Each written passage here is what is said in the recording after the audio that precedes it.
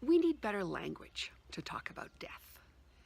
You know, the classic story about there being so many Inuit words for snow reflects that snow is really significant and is something that people pay attention to and understand the nuances of in that culture.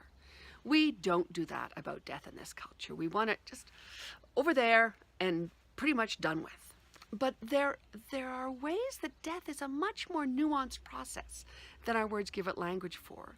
And in my work as a death doula, I often struggle because we don't have different words for different kinds of dead people.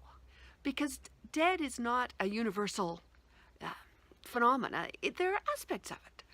So there's something different when someone has just died, when they've just taken their last breath, just slipped out of their body.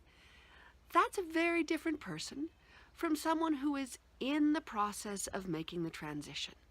Tibetan Buddhism tells us that the bardos take 49 days to go through. Other cultures have different descriptions for it, but there's an understanding that there's a movement from having left the body and then some sort of journey and then a way of being established, being landed on the other side.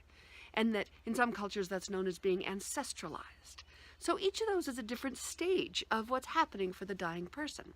And we don't have language to describe that. I guess they're not the dying person, they're the dead person by then, but we don't have language to describe that.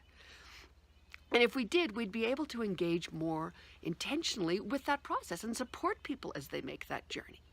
Now we just sort of have this light switch image that it's done.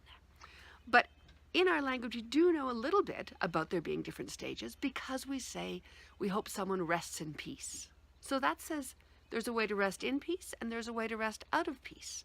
So we do at some level know that there are different ways of being in relationship on the other side.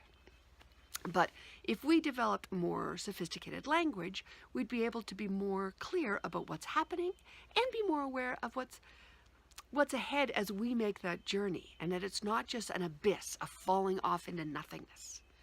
My hope is that as the death movement emerges and gets more traction and we start to have more recognition for people's experiences as they come back from near-death experiences and from other kinds of transpersonal research and from spiritual traditions, that there are different ways of being dead. And if we can start to identify those, we can support people through that process better.